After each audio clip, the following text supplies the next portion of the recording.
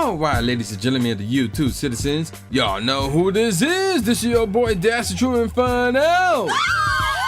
And look at this, we got a female artist with an album that I'll be reviewing this time around. So in this case, I am reviewing Il Na Na by Foxy Brown. And this just so happened to be her debut studio album. So this joint came out November 19, 1996. Now, we'll get into the release date in a second, but let me give you some background info in regards to this album. So this was released under Def Jam Recordings and Violator. So the producers involved were Trackmasters, who were also the executive producers, Chris Lighty, who was also executive producer, Steve Stout, again executive producer, Rich Nice, Teddy Riley, George Pearson, Charlie Charles, China Black, and Divine Allah. So yeah, there you go with that. So again, this was her debut album. Now, despite the fact it came out November 19, 1996, it was reissued a year late, well, under a year later, September 29, 1997, in the United Kingdom, with an edition of the song Big Bad Mama. We'll get more on that later. Brown began working on the album after being discovered by the production team Trackmasters and appearing on a number of singles by other artists such as LL Cool J, Case, and Jay-Z. The immediate success of the singles led to a bidding war at the beginning of '96, and in March, Def Jam won and signed the, at the time, then 17-year-old rapper to the label. Mostly produced by Trackmasters, Il Na Na featured guest appearances from Blackstreet, Havoc, Method Man, Kid Capri, and Jay-Z. Lyrically, the album mainly focused on themes of fashion, sex, and mafia, and I'm gonna add this in there too. If you were to listen to the beats that were used in this album, the majority of these beats are smooth. So it had this smooth, I'm out, going in a drive in a luxury vehicle type of theme, and you know, in a downtown city setting, where you know, the stars are out, it's dark, but everything is smooth and sophisticated and things of that nature. Now, more background info on this album. This album was released exactly 1 week after Lil' Kim's debut album, which was called Hardcore. I may review that next week. I never heard that one. Anyway, this album, Il Na Na, received generally positive reviews from music critics, heavily comparing the two albums. So let me get on with the charts right now. So Il Na Na was number 7 on the Billboard 200. It was second on the top R&B/hip hop albums, and it was number 41 on the Canadian album charts. So this album went platinum by the RIAA. It was gold by the MC, which is Music Canada, and the BPI, which is the British Phonographic Industry, gave it a silver. And it sold 1.4 million copies in the US. So yeah, there you go with that. Now let's get on with the track. So basically, if we're going by the original, the one that came out in '96, there are 13 tracks. If we're going by the reissue version, there's 14 tracks with the addition of Bad Mama Jamma. Or, excuse me, with Big Bad Mama, excuse me. That one featuring Drew Hill. We'll talk more of that song later, but however, we are going to review this based off of the original 13. Even though the added song was a single. Which means, well, either way, whether we review the original or the reissue one, I can still only give you guys a top 3 now, top 5, because there's 3 skits. You got the intro, which is track 1. You got track number 6, which is the interlude, and track number 13, which is outro. So let's get on with the tracks. The first track is called Intro ... Chicken Coop. So there's a beat at the end of it. You know, it's so funny. I heard the intro like a few minutes ago, and I forgot if she rapped at the end. I wouldn't say she did, but it wasn't for long though. And it's funny because it was like a bunch of other songs, mostly about the firm. It was like an ad for other members of the firm and their albums and things of that nature. So if you remember the firm, you're talking Foxy Brown, we're talking Nas, we're talking Omega, so forth and whatnot. And in the intro, one of the songs used, I think it was by Omega, contains the same sample Jay-Z used in Breathe Easy. We get more in samples Jay-Z used in a quick second, because the next track is called, in parentheses, Holy Matrimony, and then out of parentheses, Letter to the Firm. And this song contains another sample that was used by Jay-Z, but this one also was really used by Jay-Z in Beanie Siegel on the Beanie Siegel album. And the excuse me, and the sample in question is called Ike's Move by the Isaac Hayes, excuse me. And the name of their song, Siegel and Jay-Z, was called Still Got Love For You. I'll get more to talk about the song in a minute. The song off this album called Foxy's Bells. Next up is Get Me Home, which is one of the 3 singles. Actually, this was the first single. This one features Blackstreet Boys, not Backstreet, Blackstreet. Track number 5 is called The Promise, featuring Havoc, which was produced by Havoc, obviously. And actually, before I move on, there were some more producers involved than the ones listed. Obviously, Havoc is one of them. And I mentioned Nice already. Did I mention George? Yes, I did mention George Pearson.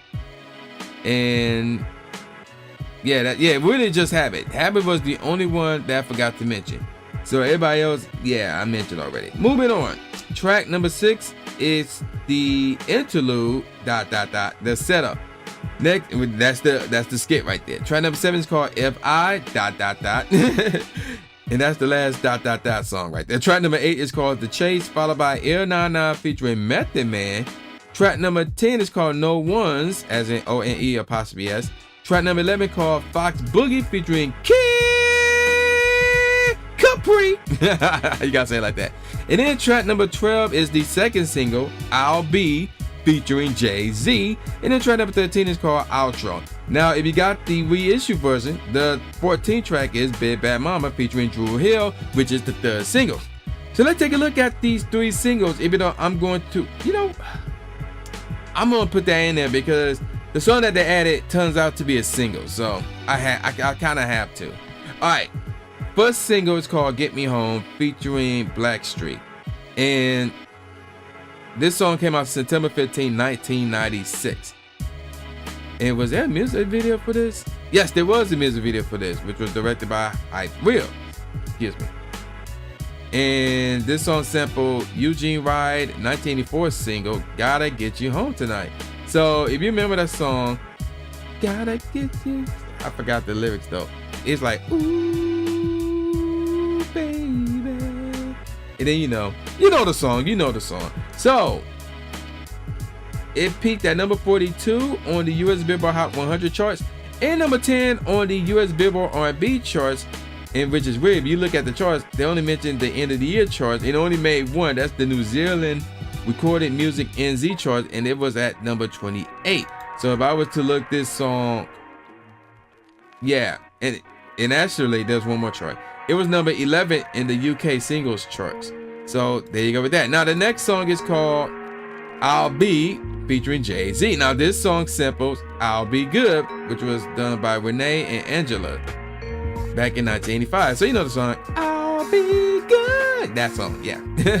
So this single came out March 4th, 1997. Wow, 3 days before my mom's birthday. That's interesting. And actually, before I move on, I want to point something out to you guys real quick. As far as like the writers for these songs, if you were to look this up, I'm gonna count this real quick. 2, 3, 4, 5 of these songs. No, 6 of the, if you count the reissue version, Big Bad Mama, 6 of these songs, one of the writers involved in those 6 were Jay-Z. So, Get Me Home, one of the writers involved, Jay-Z. I'll Be, with feature Jay-Z, obviously one of the writers, Jay-Z. So, and let's get back to I'll Be. I'll Be at the time, if I could find the exact quote. Well, actually, let's look at the chart. In the US, it peaked at number 7 on the Billboard Hot 100, becoming both Foxy Brown's and Jay-Z's highest charting single at the time. On the Hot Rap Singles chart, it reached number 2 and also peaked inside the top 40 in other countries such as the Netherlands, New Zealand, and the United Kingdom. So, let me look at these charts. Oh yeah, they make a few number of charts. And this was a good song actually.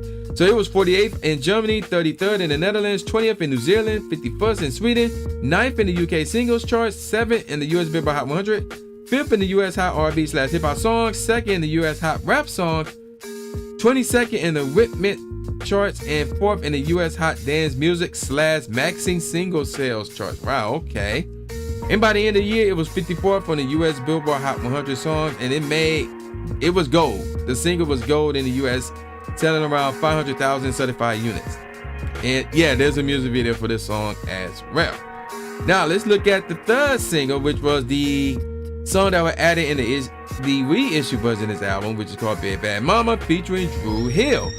Also, this song was from the soundtrack How to Be a Player from the 1997 film. Y'all remember that movie? Yeah. So there you go with that. And it didn't sample a song, but it was based on an interpolation of Carl Carlton, She's a bad mama jamma. Yeah, that song. So basically, they remade that song to some degree. Now, as far as the charts go, and was there a music video for this?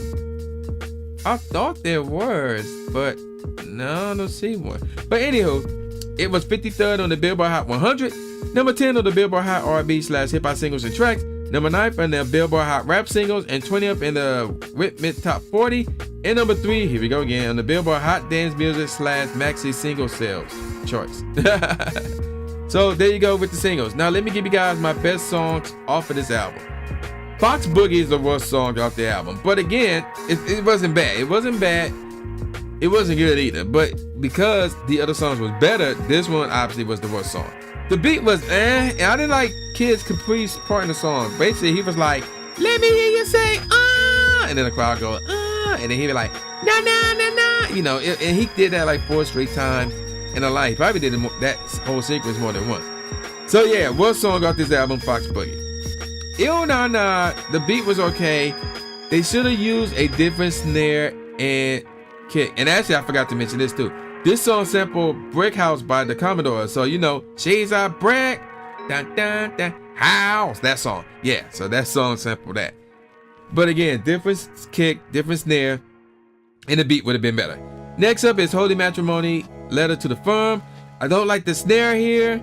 And like I said, Still Got Love for You by Beanie Sigel and Jay-Z was so much better as far as using the sample, which is Ike's Move by Isaac Hayes. Next up is Big Bad Mama, and that one was pretty good.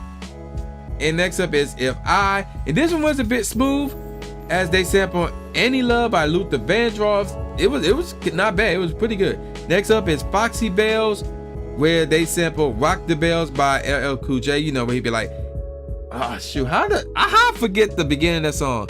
Oh yeah, LL Cool J is hard as hell. You know that song, yeah. The beat ain't bad. It should have been a bit faster for me, but the beat ain't bad as is. And then of course we got The Chase, which was pretty cool. And even though Trackmaster produced this beat, it sounded like Habit did though. And speaking of Habit, we'll get more on that song later. And then the 4th best song off this album is Get Me Home featuring Blackstreet. This one is dope and a forgotten classic. Now let me give you guys my top 3. The best song off this album is No One's. This joint is smooth and it sample No One's Gonna Love You by SOS Band, so No One's. But yeah, the beat is really smooth. I really like this one, man. Second best track off this album, The Promise featuring Habit. So this one's really cool, and you can obviously tell that Habit produced this one right here, man.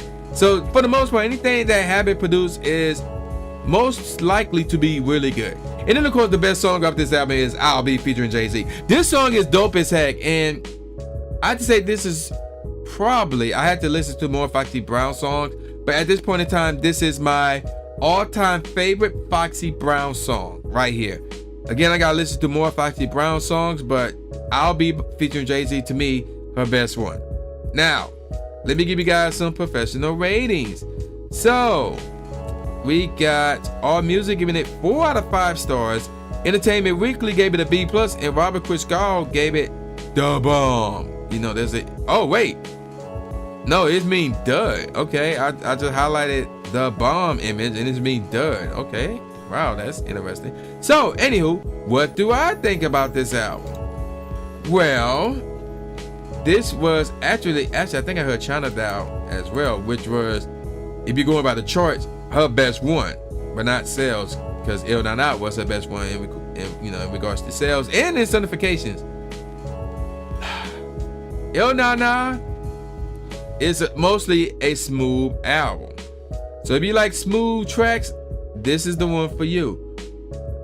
And for those of you who remember listening to music in the 90s, mid to late 90s, I'll say, this is the one for you. But there was, outside of I'll Be, which is, to me, is a classic. It is fire. It's like a step below legendary, but it is still extremely dope. I'm gonna give this album a 3.75 out of 5. I recommend you download it and keep it. The album to me is good, it's solid. It's solid for the most part. You know, you got an upside. There's some of the songs that, you know, with the beats involved, it could have been different. And it would have been a 4, a definite 4, but it's 3.75 out of 5 for me. And I recommend you download it and keep it. And before I sign off, and I should have mentioned this at the beginning of this, I noticed that in one of my old Throwback Tunes videos, somebody was complaining. Matter of fact, it was ironically enough, a Jay-Z review. I think it was when I reviewed Volume 2. Somebody complained about how I was talking, not playing the music, as far as the music from these albums.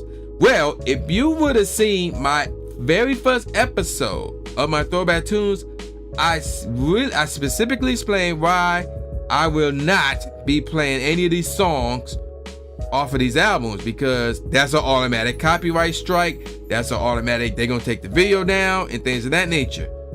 And inside the description of every single one of these videos is a link where you can listen to these songs yourself. So there's more likely either be a link to a stream, or a link to a YouTube playlist.